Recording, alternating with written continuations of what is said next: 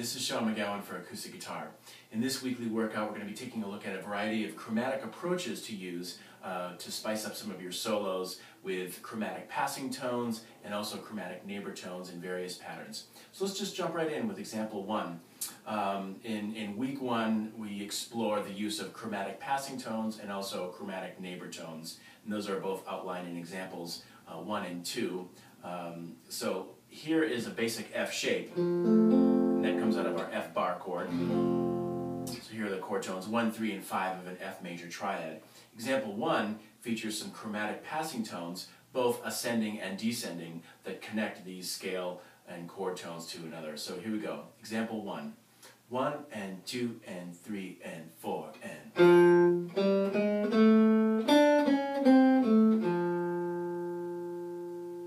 And you'll notice that these chromatic passing tones, whether they're moving up or down, tend to be on the weaker beats, that is the ands of each beat. So we have the ascending G sharp that connects the G natural and the A on beat 2 in example 1, and then also the D flat that moves down to connect the D natural with the C heading into measure 2. So here's the example again.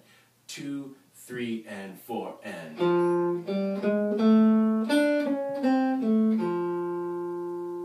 Okay, in example 2, we work with chromatic neighbor tones, and neighbor tones are notes that are on either side, either above or below scale or chord tones.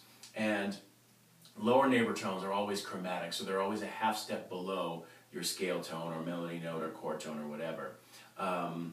Since we're dealing with chromaticism, we'll focus on lower and upper chromatic neighbor tones. Again, working out of that same F shape. So here's example 2. 1 and 2 and 3 and 4 and...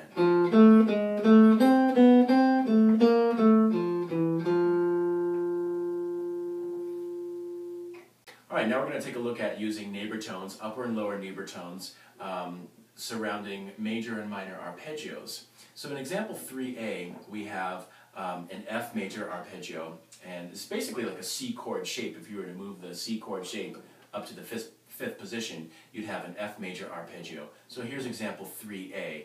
1 and 2 and 3 and 4 and...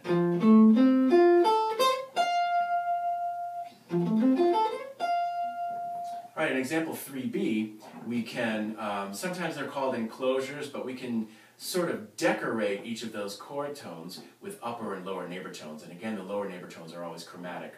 So in example 3A, it's good to sort of outline the arpeggio that you're working with so you can see where you're going to be going, and then you'll be enclosing those chord tones with upper and lower neighbor tones as such in 3B. Here we go.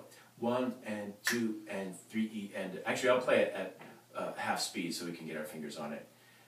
3E and 4E and...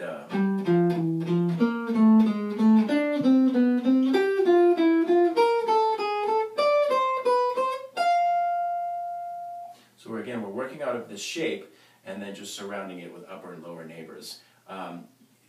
These licks are used all the time in gypsy jazz, and Mozart used these all the time. They're kind of filler, but they're really useful, and they make great picking and fretting hand exercises. So here it is up to tempo a little bit. 3E and a 4E and a...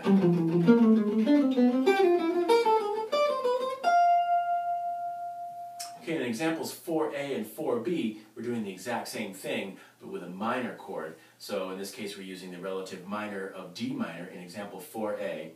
Here it is. 1 and 2 and 3 and 4 and... We're going to do the exact same thing. Create an enclosure for each chord tone of the arpeggio with upper and lower neighbors. And example 4B sounds like this. 1E and a, 2E and a, 3E and a, 4E and a.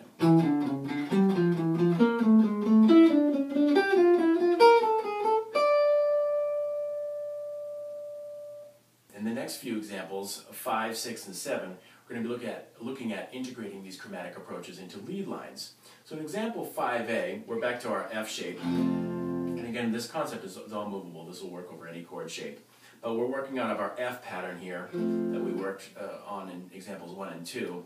And let's just say we have a simple melodic scale passage, as in example 5A. 3 and 4 and... chromaticism to just create a little bit more interest in the line. So example 5B goes 2 and 3 and 4 and. You hear that type of line used a lot in swing music, in country, in western swing, also blues. So it kind of turns this into.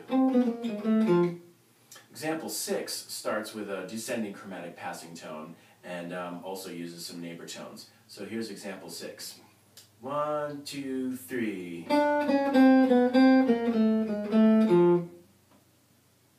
Finally, example 7, we have kind of a chromatic line that crawls up using these chromatic passing tones as well as neighbor tones. You get this real wonderful ascending movement to your line. Here it is, example 7.